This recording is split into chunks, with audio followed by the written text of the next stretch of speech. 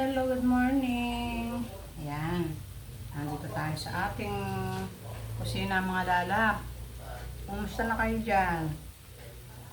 Ito, hindi pa ako kasi yung trabaho dito sa kusina ang inuna ko. O, kumusta na kayo? Good morning, good afternoon, good evening. Ayan. Lalo na po yung mga nasa ibang bansa, ayan, nagko-comment sa akin. Ayan, how are you? How are you? Your Christmas day. I know your Christmas day is good. Ayan. Have many foods. Hello, good morning. Yan, January na nga ngayon mga lalap. 2025, ayan. O, kumusta yung ating New Year natin dyan mga lalap. Alam ko, marami pa kayong mga pagkain na mga naitatabi. Ako, meron pa naman sa aming rep, yung mga kakanin, tsaka yung mga natira namin mga ibang mga pagkain, prutas, ayan, nandito pa. So, kumusta na kayo mga lala? Kumusta niyo yung bagong taon nyo? Medyo maganda ang panahon ngayon na makulimlim na mainit. O, kumusta na kayo? Ito, tapos lang namin maglaba ng aming daddy, lolo. Yan, tinulungan niya ako maglaba. Yan. Yun ang pinaka-exercise namin tuwing umaga. Ayan.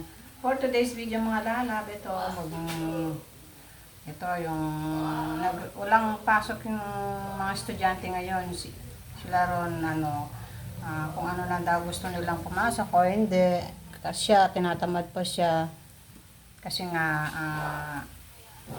nung nakaraang araw, sumumpong na naman kanyang acid, kaya yun, ilang araw din siyang walang ganong kumain, kasi nga, nakakainom siya ng mga soft drinks na bawal sa kanya. Yan, siyempre hindi mo mapigilan dahil nga, nakikita niya dito sa bahay, itong mga pinsan niya, mga tita niya, kung umiinom ng mga soda, kaya yun, gumagaya din siya, kaya yun na sumumpong na naman yung kanyang acid. Yan. O, kumusta na pala yung inyong New Year? Yan. Sana nitong dating na 2025 lagi tayong hingi kay Lord na laging tayong ilayo sa sakit. Ayan, kahit wala tayong kayamanan, basta wala lang tayong sakit, di ba? Okay na sa atin mga lalap. Yun lang inihiling ko kay Lord na kahit na walang kayamanan, basta wala lang tayong sakit ng ating mga pamilya. Kaya malaking blessing na din yun na wala tayong mga sakit sa ating mga katawan. Yan. At sana yung mga dating na mga sakuna, yung mga bagyo, sana wag nang dito sa atin, lalo sa ating bansang Pilipinas. Yan. For today's video mga lalo, ito nag-request si Ron ng ganitong ulam. Kasi nga hindi nga ako nakapunta ng palengke dahil nga maraming sa palengking sarado. Yun, nagpaluto na lang siya ng ito, lalagyan ko pa ng egg. Yan. Yan. Ito yung ating corn beef. Yan, yung corn beef natin. Tapos yung may natira tayong sweet potato. Ayan, nilagay natin dito sa ating corn beef. Ayan, tapos lagyan natin ng egg. Ayan, parang torta. Ayan, ilalagay na natin. Ito yung paborito ni Ron. Pag walang ulam. Ito gustong gusto niya to. Lalagyan natin ng ano, egg. Yan, para ano.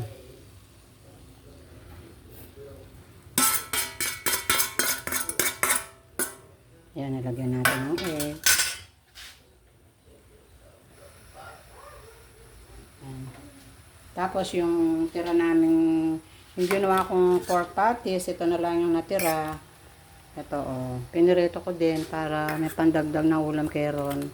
Tsaka, yung dalawa kong apo, ayun, pumasok na yung isa, yung ating grade 10. Tapos yung college ko, wala pa daw silang pasok. Sa 6 pa daw sila papasok. Kaya ito yung ulam namin for today. Yan. Yung pork patties, yan, yung pinirito natin. Yan. Halu-haluin lang natin para maluto yung egg. Yan. Dito yung gusto ni Ron eh. Nilalagyan ng egg. Yung corn beef na dilata. Baka bukas na lang ako mamamalengke kasi nilinis ko na yung rep ko, yung aking freezer. Dahil sobra nang nagyayelo. Di ba pag sobra nang nagyayelo, mga lalandi na masyadong lumalamig yung ating rep. Dahil sobra na yung yelo niya dun sa freezer. Yan. Yan. O, di ba? May ulam na. Basta may stock kang dito sa bahay, kahit na makaka-invento ka ng pang-ulam. Yan. Yan. O, diba mga lalab? May ulam na kami ngayon. Ayun, niluluto ko na yung aking rice. Yan. Tapos dito, mag-ano naman tayo dito sa ating mga pinagamitan ng mga pinggan. Yan. Ayan. Malinis na yung aking lababo, mga lalab. Ayan, Yan. Nahugasan ko na yung aking maruruming pinggan. Yan. Ito, nandito naman tayo. Nakapagluto na ako ng ating ulam. Ito, yung ating tortang corn beef na may egg. Yan. Ito yung ulam namin ngayon, mga lalab. Tsaka yung ating pork patties. Yan. Maya kakain na tayo.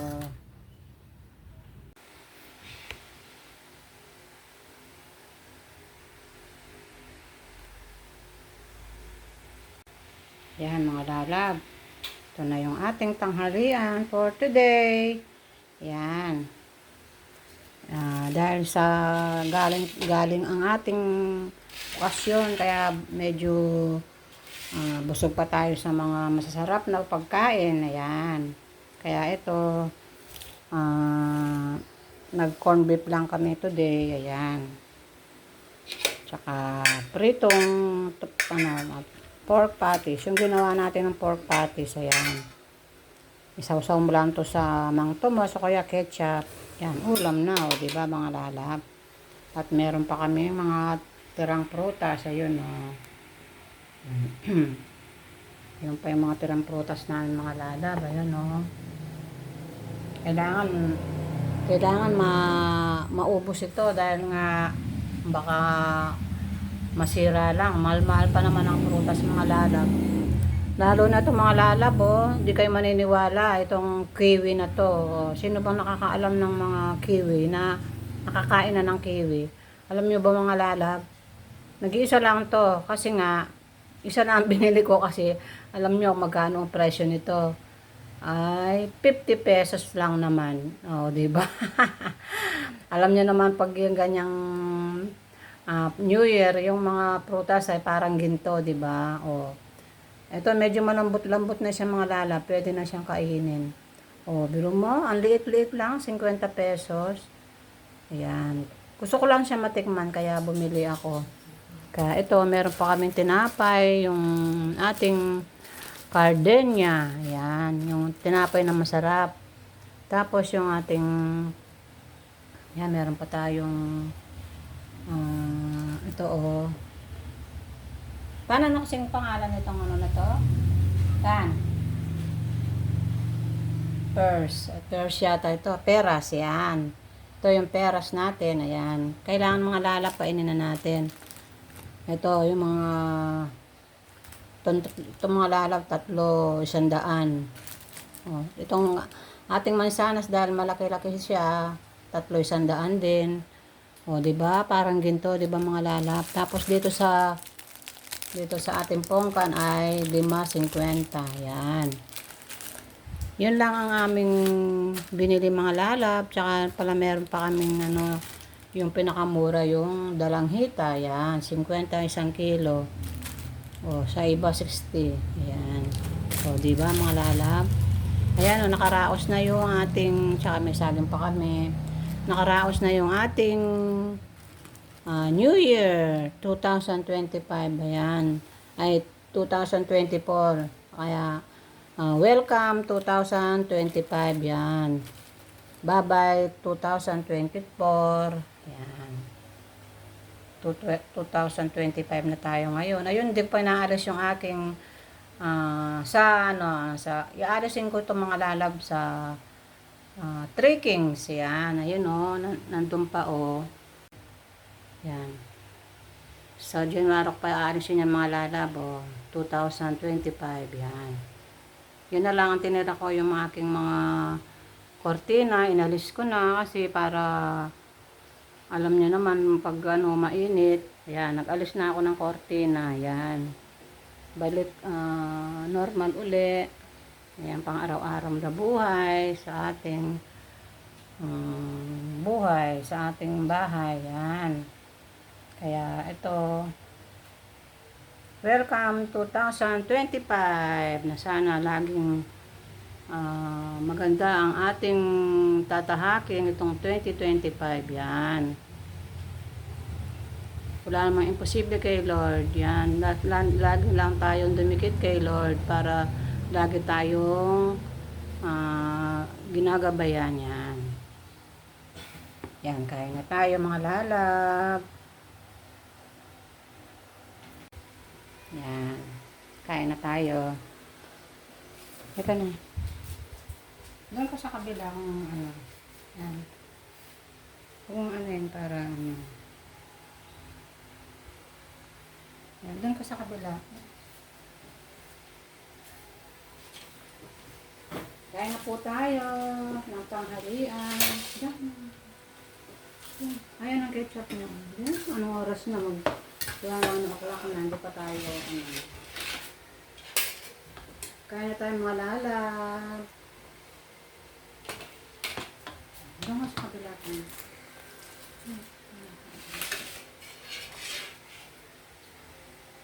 Sige na. Bilisan na. Kain na tayo. Ito yung ating torta. Ayan.